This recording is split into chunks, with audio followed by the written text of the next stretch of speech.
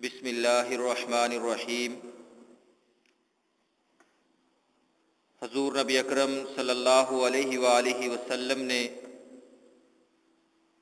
حضروا کے مقام پر کھڑے ہو کر بیت اللہ کی طرف رخ کیا اور مکہ کے اوپر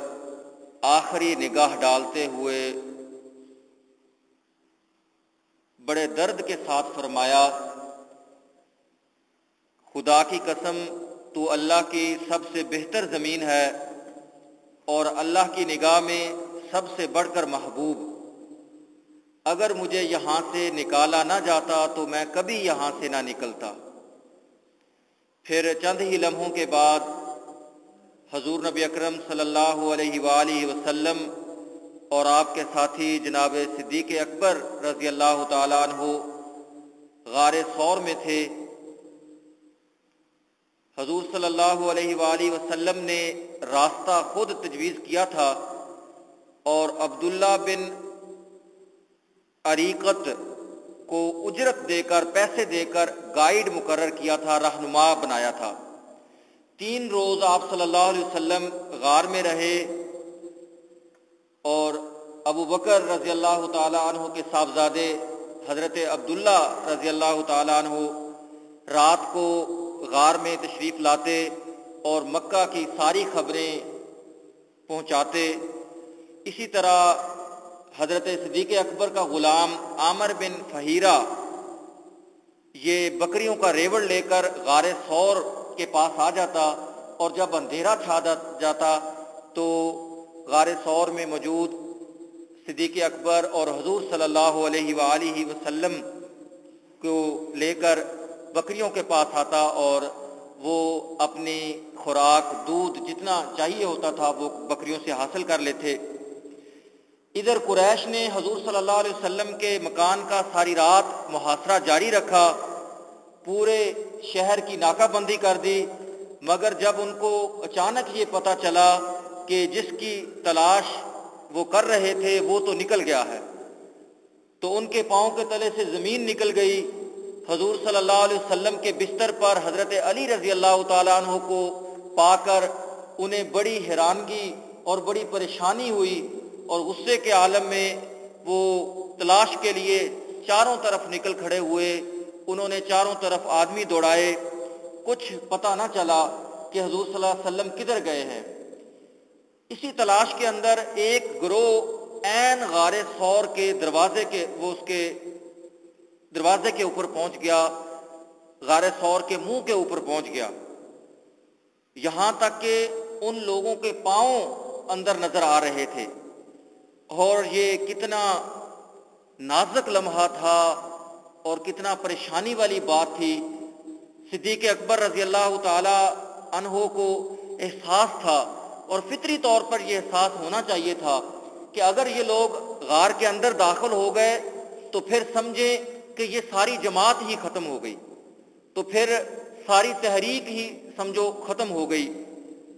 لیکن حضور صلی اللہ علیہ وآلہ وسلم کے ساتھ تو اللہ تعالیٰ نے کچھ وعدے کر رکھے تھے اور اللہ تعالیٰ کی حفاظت اور نصرت کا یقین نبی صلی اللہ علیہ وسلم کو تھا، اور اس لیے تھا کہ حضور صلی اللہ علیہ وآلہ وسلم کا دل پردہ غیب کے پیچھے دیکھنے کی صلاحیت رکھتا تھا، اور آپ صلی اللہ علیہ وسلم جانتے تھے کہ اللہ تبارک و تعالی ہمیں سلامت رکھے گا۔ اور پھر ٹھیک اسی لمحے میں نبی صلی اللہ علیہ وسلم پر وہی سکینت، تسکین والی وحی نازل ہوئی جو موسیٰ علیہ السلام پر نازل ہوئی تھی۔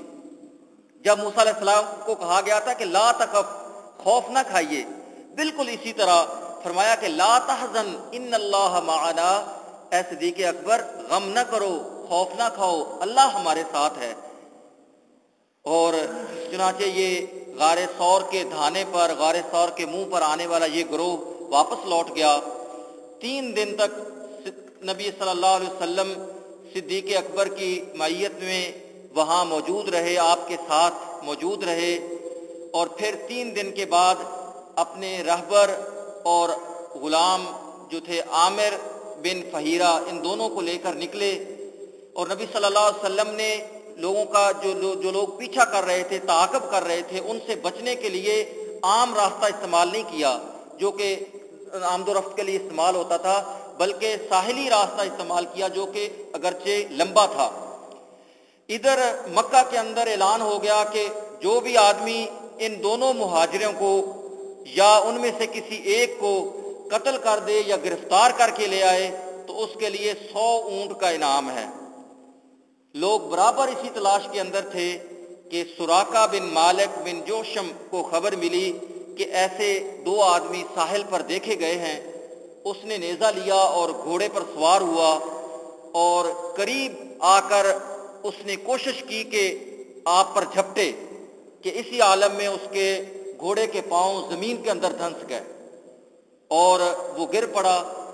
سراقہ نے 2-3 اور کوششیں کی اٹھنے کی اور حملہ کرنے کی کوشش کی، لیکن وہ ناکام رہا۔ جب یہ معاملہ اس نے دیکھا تو اس نے آپ صلی اللہ علیہ وسلم سے معافی کی درخواست کی۔ آپ نے اسے معاف فرما دیا، لیکن سراقہ کی نظر بھی کچھ آگے دیکھ رہی تھی کہ یہ معاملہ، یہ تحریک رنگ لا کر دکھائے گی، اس کا اثر ہوگا۔ اور سراقہ نے کہا کہ آپ مجھے امان کی تحریر لکھ کر دیں، جو آپ نے مجھے پناہ دی ہے اور جو آپ نے مجھے معاف کیا ہے اس کو لکھ کر دیں۔ چنانچہ آپ صلی اللہ علیہ وآلہ وسلم نے وہ امان کی تحریر لکھوا بھی دی۔ اور اس موقع پر سراقہ کو نبی صلی اللہ علیہ وسلم نے ایک بشارت بھی دی کہ سراقہ وہ دن کیسا ہوگا، وہ وقت کیسا ہوگا جب تیرے ہاتھ میں کسرا کے کنگن ہوں گے۔ اور نبی صلی اللہ علیہ وآلہ وسلم کی یہ پیش گوئی حضرت عمر رضی اللہ تعالیٰ عنہ کے دور میں فتح ایران کے موقع پر پوری ہوئی۔ اسی سفر میں حضرت زبیر رضی اللہ تعالیٰ عنہ اپنا تجارتی کاروان لے کر گزرے اور شام سے واپس آتے ہوئے حضور صلی اللہ علیہ وسلم سے ملاقات ہوئی تو انہوں نے آپ صلی اللہ علیہ وسلم کو اور صدیق اکبر کو دونوں کی خدمت کے اندر سفید لباس کا ہدیہ پیش کیا جو انہوں نے قبول فرمایا۔ اسی طرح اسی سفر میں بریدہ اسلمی رضی اللہ تعالیٰ عنہ اپنے 70 ساتھیوں کے ساتھ آمنے سامنے ہوئے، اور در حقیقت یہ لوگ بھی انعام کے لالچ کے اندر ہی ان کے پیچھے آئے تھے اور اس لالچ کے اندر نکلے تھے، لیکن جب نبی صلی اللہ علیہ وسلم کا سامنا ہوا تو بریدہ کے دل کی کایا ہی پلٹ گئی اور ابتدائی گفتگو ہی ہو رہی تھی کہ آپ صلی اللہ علیہ وسلم نے اسے بشارتی کلمہ کہا کہ خارجہ سہمو کا، تیرا حصہ نکل آیا ہے، یعنی تیری خوش بختی آ گئی ہے۔ بس یہ کہنا تھا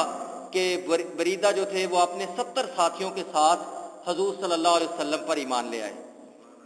اور پھر خواہش کی کہ